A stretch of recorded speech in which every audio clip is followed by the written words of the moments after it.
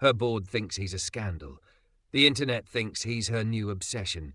But when the Kensington heiress grabs her black chauffeur's hand in front of every camera in New York, she knows this time she's the one who might get burned. Before we dive in, make sure to hit subscribe, tap like, and share this video. The more voices we reach, the louder these stories become. And drop your city in the comments. Let's see where love finds us. The first time Malik Ross saw Sarah Langford in person, she didn't look like a billionaire CEO. She looked like a woman being hunted. He watched from the shadow of the marble pillar as she stepped out of the elevator into the hotel's private conference floor, her security detail trying and failing to block the flashes of cameras from the far end of the hall. Her bone-white dress clung to every thick, dangerous curve she owned. Full hips, soft waist, generous chest that no designer fabric could pretend to minimize. The world called her cold, ruthless, built of glass and steel. Up close, she looked like tension held together by red lipstick. Ms. Langford, did you falsify the quarterly reports? How much did you pay auditors to look the other way? Is it true you bribed an SEC official with... All right, that's enough, Malik snapped, stepping forward before he could think better of it. He wasn't her employee, not her head of security, not even invited. He was here to pitch a crisis strategy contract to her team, another job in a long line of fixing other people's fires. But the moment he saw the way her shoulders stiffened at that last question, the one that turned her into a stereotype instead of a person, something in him moved faster than reason. He planted himself between her and the photographers, tall frame blocking the worst of the angle. The cameras stuttered as they tried to readjust around his broad back. "Hall's reserved," he said coolly. "You want your press conference, you wait downstairs." A couple of reporters scoffed. One shorter man with a smug smile stepped closer, lens pointed over Malik's shoulder. "Who are you?" the man asked. "Her latest fixer? Another suit trying to spin lies into strategy?" Malik didn't flinch. "I'm the man telling you that if you want to keep your credentials, you stop shouting accusations in a fire exit," he said. "There's a difference between journalism and harassment. You're off the clock until the official briefing." He felt her behind him, the faint scent of expensive perfume and something warmer, skin and stress and the metallic tang of fear. Her security hesitated, startled by his sudden appearance. Then one of them, a woman with sharp eyes, caught on and stepped up beside him, reinforcing the barricade. "We're done here," she echoed. "Move along, folks." The reporters grumbled, but the tide broke. They had what they wanted for now, footage of the fallen queen walking the hallway like it was a plank. They backed off, muttering about access and spin, already editing their headlines in their heads. When the last camera angle dropped, Malik stepped aside. "Sorry," he said quietly, turning to Sarah. They were closing in. For the first time, she really looked at him. The photos online didn't mention her eyes. They called her icy, a snow queen, an icebox with a balance sheet. In person, her eyes were a stormy grey-blue, ringed with exhaustion, framed by lashes spiked with mascara she hadn't had time to fix. Her lipstick was perfect, her hair in platinum waves over one bare shoulder, but beneath the armour she looked like she'd slept in boardrooms and on planes for weeks. "And you are?" she asked, voice low and sharp. "Malik Ross," he said. "Risk and crisis consultant. Your team asked me to come into..." She cut him off. "They didn't clear you for this floor." "That's on them," he said. "I came straight up with your legal counsel. They left me in the lobby to wait for an opening. This seemed like one." The corner of her mouth twitched, almost a smile. "Almost. You realize I am currently being accused of manipulating financial markets and bribing a government official," she said. "Anyone who suddenly appears in my hallways is a risk, Mr. Ross." He met her gaze without flinching. "Then you should probably know I don't work for anyone but the client who signs my contract," he said. "And right now, that's nobody. I can walk away." He glanced back toward the elevators. "But those cameras aren't going anywhere, and whoever set you up is counting on you cracking." Something flashed across her face at that. Fear, anger, something raw. Then the elevator chimed again and a cluster of board members spilled out, whispers thick as smoke. "Sarah," one of them hissed, "the preliminary report just leaked. They're saying you personally instructed accounting to misclassify losses. We need to contain this." We need you prepped for a resignation speech, another added briskly. If we can frame this as you stepping down for the good of the company, we might salvage. No. The word came out of her like a shot, ringing down the hall. Every head turned.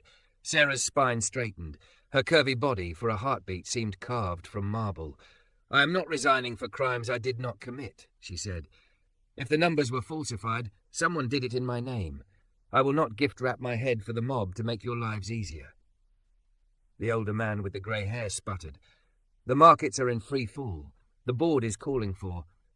You called me here to discuss strategy, Malik said, cutting in before the panic could swallow the room. Are we still doing that, Miss Langford?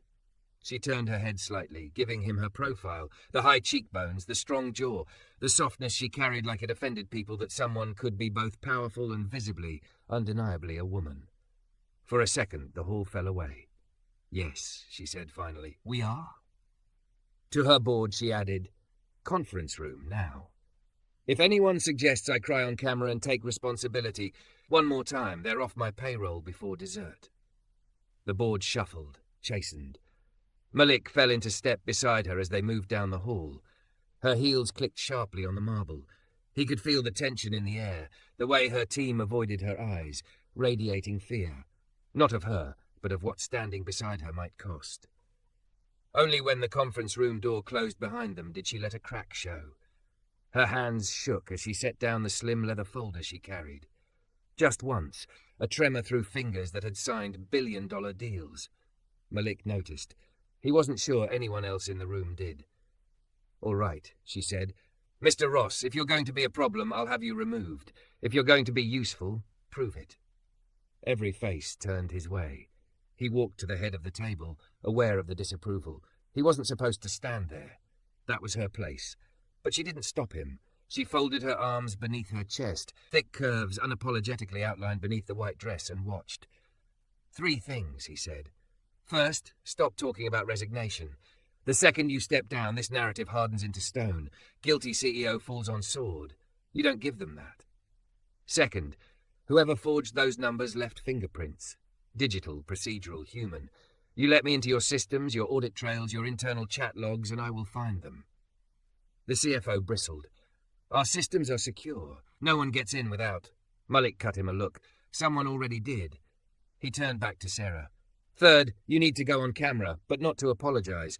To look the world in the eye and say you're wrong about me, and you need to mean it. If you break, they win. The room buzzed with objections.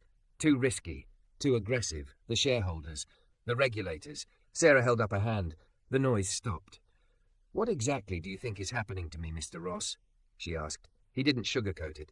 Someone is weaponizing the story they already believe about you, he said. That you're too young, too female, too curvy. That you must have seduced or cheated your way up. They gave the world forged documents that fit the prejudice like a glove. Her jaw clenched. So they'll believe it, she said. In the short term? He said. Some will. People love a fallen woman, but the truth leaves a trail. And if you're willing to let me dig, I will find the person who set you up and hand them to you with a bow on. He surprised himself with the intensity in his own voice. He'd said similar words to other clients before, but this felt different. This wasn't just about reputation management and fees. This was about the way she'd stood in that hallway, refusing to go quietly into the role of sacrificial lamb. She studied him for a long moment. He let her look, let her see the man behind the pitch, the tired eyes, the broad shoulders that had carried too many companies' secrets, the scar near his temple from a night that had changed everything. Why do you care? She asked quietly, so softly only he caught it. He hesitated, then chose the truth. Because I know what it's like to be punished for something you didn't do, he said, and to have everyone decide the story without asking your side. Something flickered in her eyes at that. Recognition, a question she didn't ask. Finally, she nodded. Fine, she said. You have 48 hours, full access. Find me the ghost in my machines, Mr. Ross. She straightened, mask sliding back into place. And in the meantime, she added, voice cold steel, if the world wants a villain, we'll show them a woman who refuses to burn for someone else's sin. The hotel's top-floor suite had been turned into a war room. Cables snaked across plush carpet. Screens lined a makeshift command table, and half-drunk coffees sweated on coasters that probably cost more than Malik's first car. Outside the floor-to-ceiling windows, the city pulsed in neon and rain. Inside, time had been boiled down to numbers on a countdown clock projected in the corner of the room. 39 hours, 12 minutes. That's what Sarah's legal team had calculated before regulators would demand her head on a silver platter. "Your internal logs are a mess," Malik muttered, scrolling through audit trails on his laptop. "Too many people with admin privileges. Too many exceptions. The doors are wide open and you're shocked someone walked through." "Shocked?" Sarah repeated from the other side of the room. "No. Disgusted, yes." She stood by the window, phone pressed to her ear, a dark blazer now thrown over the bone-white dress. It framed her body even more sharply. Thick thighs braced apart, one hip cocked like she'd fight the entire skyline if she had to. The glass reflected her in fragments, turning her into multiple versions of herself. The ruthless CEO, the exhausted woman, the girl who'd once taken out a payday loan to cover payroll. "Tell the board," she said into the phone, voice flat, "that if they leak one more anonymous source, quote about me taking responsibility, they can find a new golden goose." She hung up without a goodbye and dropped the phone on the table harder than necessary. "That went well," Malik said. "I'm one more patronizing comment away from flipping this table," she replied. "What have you got?" He swiveled the screen toward her. "We're not chasing individual transactions anymore. That's noise. Whoever falsified your numbers did it smarter than that." "You said they left fingerprints," she reminded him, coming closer. He could feel the heat of her as she leaned over his shoulder, perfume wrapping around him. "They did," he said. "Just not where your internal audit was looking. They focused on ledgers and journal entries. I'm looking at access patterns." He tapped a key and a graph appeared, lines crisscrossing in different colors, peaks of activity. "These are logins to your financial reporting system over the last 6 months, filtered for elevated privileges. See this?" He pointed to a cluster of spikes. "Every time the numbers were altered, we have the same pattern beforehand. A low-level login from accounting, then 10 to 15 minutes later, a privileged access from a ghost user." "Ghost," she repeated, eyes narrowing. "An admin profile that shouldn't exist," he said. "No assigned name. No HR record, created under a batch script approved by your chief compliance officer." Her head snapped up. "Elijah?" she said. "No, he's dry as toast. He lives for rules." Malik shrugged. "Rules make a great cover. I'm not saying he's the one. I'm saying his credentials were used to open the door. What about the suggestion I bribed a regulator?" She shot back. "That didn't come from a ledger entry. That came from an email in my sent folder." He brought up another window. "About that." The screen filled with 2 emails side by side, one of the leaked messages and a real one she had sent months earlier. "They cloned your voice," he said.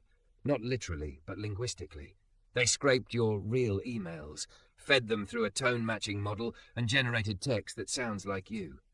"That's creepy," she said quietly. "Effective," he corrected, "especially when most people already think you do anything to win." Her jaw clenched. She sank into the chair beside him, the leather creaking under her. The blazer gaped slightly as she sat, and for a second his eyes caught on the line of her neckline before he dragged them back to the screen. "How do you know all this?" she asked. "You're not an IT forensic guy. That wasn't in the portfolio." He hesitated. Then, because he'd promised himself he'd be honest in this job, if nowhere else, he answered. "Before I got into crisis work, I was an investigator for an internal watchdog unit," he said. "A big one. Government contracts. My best friend and I uncovered a scheme where executives were funneling funds and pinning the blame on junior staff." "What happened?" she asked. He smiled without humour. "They pinned it on us instead. Said we doctored evidence, made false accusations. We had access. We had motive, supposedly, because we were disgruntled about promotion tracks." "And your friend?" she said softly. "He cut a deal," Malik said. "Testified that I pushed him. Saved himself. Sank me. I didn't go to prison, but I lost my job, my name. My fiancée found the whole thing clarifying." He mimed a phone hanging up. "Haven't seen her since." Silence settled between them, heavy but not uncomfortable. "So you went freelance," Sarah said. "I went numb," he corrected. "Freelancing came later." She studied his face for a long moment, like she was trying to read between his words. "Do you believe in anything, Mr. Ross?" she asked at last. "Beyond patterns and access logs?" The question caught him off guard. He bought himself a second with a sip of cold coffee. "I believe in how people act under pressure," he said slowly. "It tells you more than any resume. I believe in the way someone treats the person who can't do anything for them." "And me?" she asked, her voice barely above a whisper. "What do you believe about me?" He met her eyes. "I believe you're innocent," he said, "and that terrifies you more than being guilty, because if you didn't cause this, you have no control over it. And control is your religion." She exhaled sharply, like he'd punched the air out of her lungs. "Get out of my head," she said, a hint of a smile betraying her. "Can't," he replied. "That's where the evidence is." Her smile flickered, then faded. "Fine," she said, leaning back. "If Elijah's credentials were used, I want to see him." "He's in the building," Malik said. "Legal has him reviewing documents in a side room. They didn't want him near you." She snorted. "They're more afraid of my temper than of a potential saboteur." "Maybe they should be," he said. Her gaze sharpened. "Walk with me." He closed the laptop and followed her out of the suite, down a quieter corridor lined with abstract art. The heels of her shoes clicked against the polished floor. He matched his stride to hers. At the end of the hall, a junior associate stood guard outside a door, looking like he'd rather be anywhere else. "Miss Langford," he stammered. "We were just—" "Open the door, Daniel," she said, "now." Elijah sat at a small conference table inside, sleeves rolled up, glasses perched on the edge of his nose. He looked exactly like the man she'd described, beige, precise, rules carved into human shape. He jumped to his feet when they entered. "Sarah," he said, "I was just compiling—" "Did you create an unassigned admin profile in our reporting system?" she asked, wasting no time. He blinked. "What? No. That would violate—" "Your script did," Malik said, stepping forward. "We traced it back to your authorization token." Elijah's mouth opened and closed like a fish. I run batch updates all the time.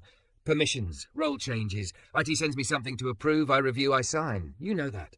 "Who sent you the script?" Malik asked. "A vendor," Elijah said. Sweat beaded at his temple. "A compliance software provider we've used for years. They said it would help streamline review of high-value entries ahead of the audit. The integration looked standard. Legal vetted it." "Name," Malik said. "VistaReg Systems," Elijah replied. Sarah's eyes flashed. "We haven't used VistaReg in 2 years," she said. "We terminated their contract over a data-sharing clause." Elijah paled. The email looked official. They referenced our old account, said they'd been retained as external support by the regulator. Malik and Sarah exchanged a look. There it was. The outline of the knife aimed at her throat. "Show me the email," Malik said. Elijah fumbled with his tablet, bringing up his inbox. Malik scanned the message. It had all the trappings of legitimacy, logos, footers, legal disclaimers. The reply to domain, though, was off by a letter. Very clever. Just enough to fool someone who trusted the name. He tapped the sender details. A secondary address popped up, one that made his jaw tighten. "What?" Sarah demanded. "The domain is registered to a shell company," he said, "and that shell company is owned by a holding firm I've seen before." He turned the screen so she could read the name. "Silverline Strategic Partners," she read slowly. "That's one of your biggest competitors," Malik finished. "And unless my memory's failing, the last person you blocked from acquiring your company." Her laugh was short and bitter. "They did say I'd regret turning down their lifeline," she said. "Framing me for fraud seems on brand." Elijah sank back into his chair, face ashen. "I didn't know," he whispered. "Sarah, I swear to you, I thought—" She cut him off gently. "Did you share your credentials with anyone?" she asked. "No," he said, "never. But they asked me to run the script under my account. Said it was the quickest way to sync permissions." Malik nodded. "Social engineering," he said. "They didn't need to hack you. They just needed you to trust them." Sarah stared at Elijah for a long moment, anger and disappointment warring on her face. Then the fight seemed to drain from her shoulders. "Go home," she said quietly.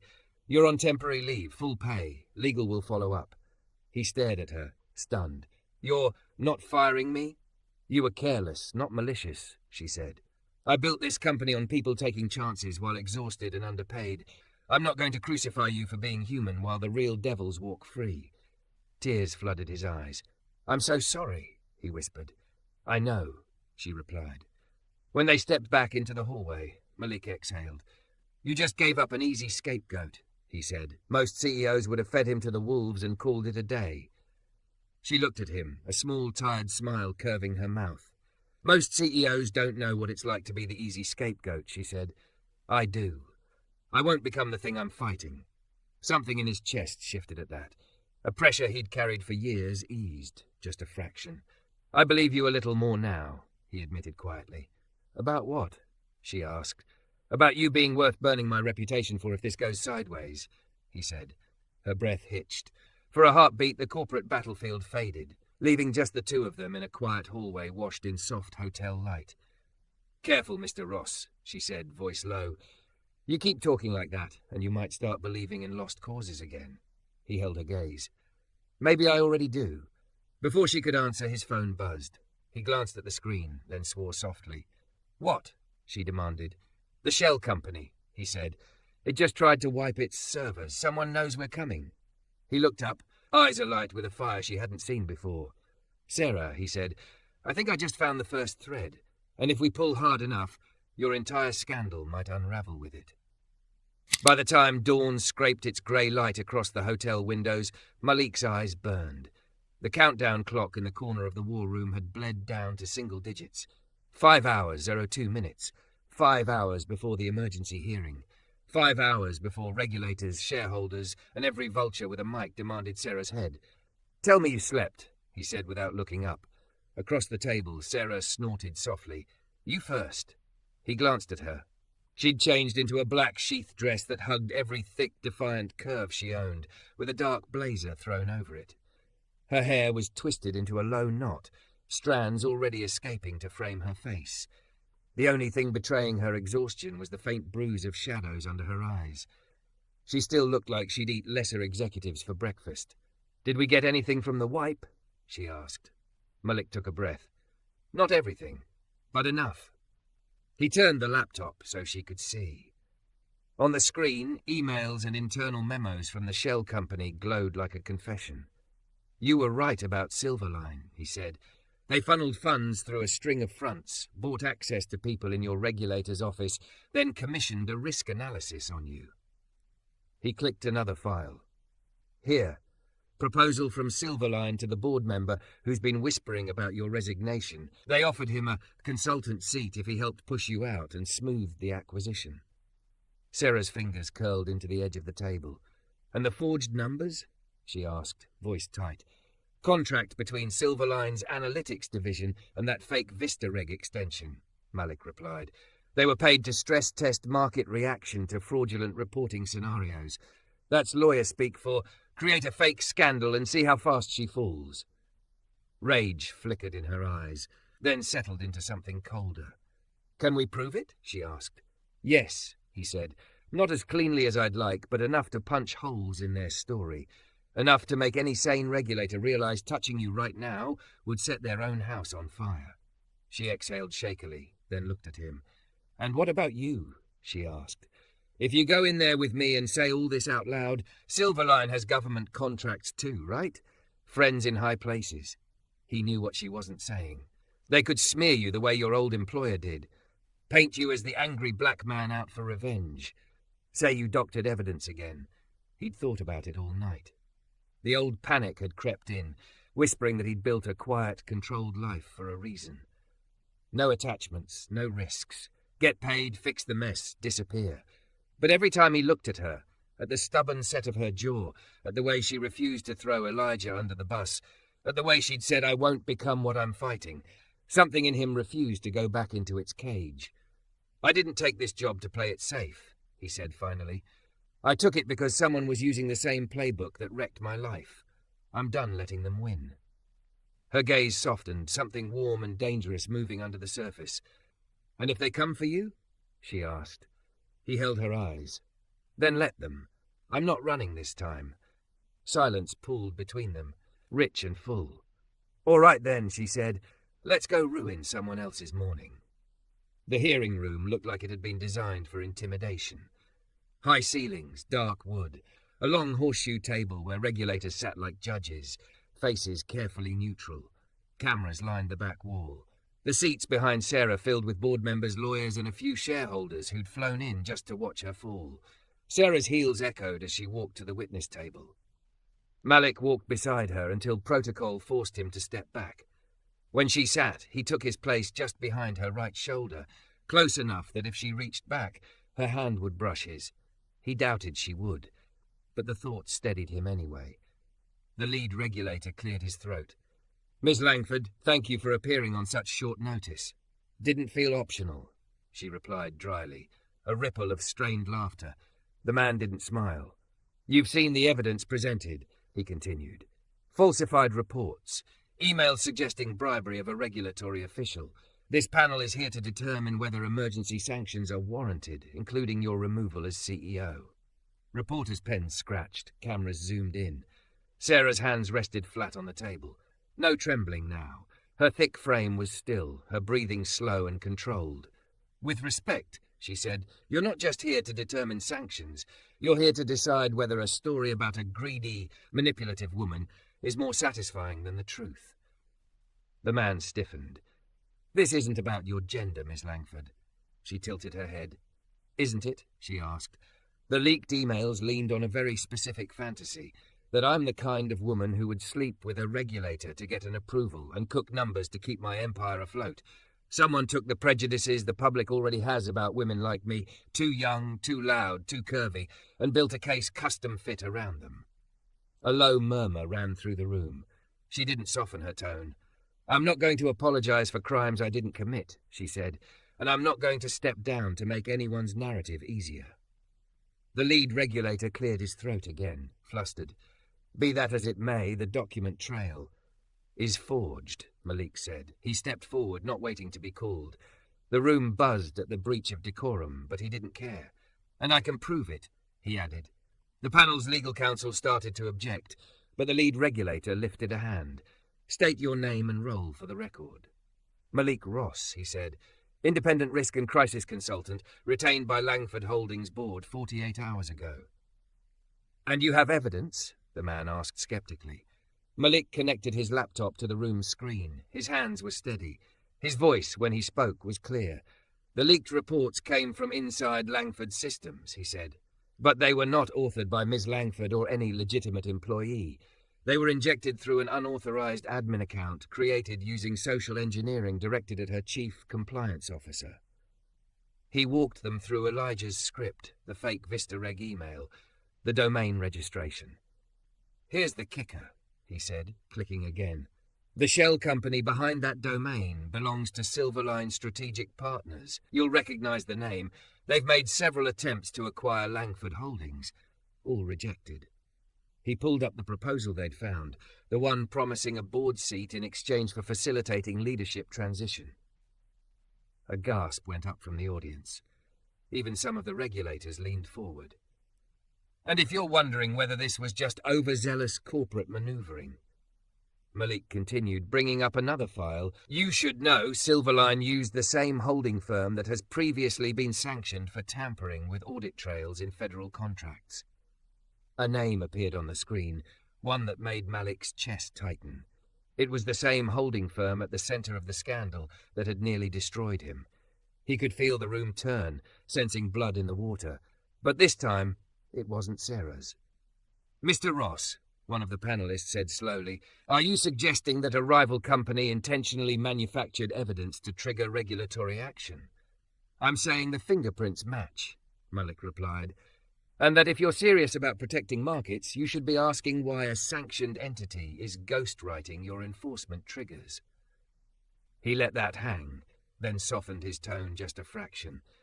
"I was on the wrong end of a similar game once," he said, surprising himself by admitting it. "Evidence twisted, motives rewritten, truth buried because it was more convenient to punish the wrong person than confront the right one. I'm not watching that happen again." That last line wasn't in any prepared statement. It burned its way out of him anyway. Sarah turned her head, just enough to look at him. The cameras caught her profile, the curve of her cheek, the glint of something in her eyes that wasn't fear anymore. Pride, he realized. The lead regulator called a recess. They sat in an empty side room while the panel deliberated. the buzz of voices faint through the walls. Sarah paced. Malik leaned against the table, watching her burn a groove into the carpet. "Stop," he said gently at last. "You're going to wear a hole down to the lobby." She halted, hands on her hips, blazer gaping just enough to show the rise and fall of her breath. "You just tied yourself to my sinking ship in front of half the financial press," she said.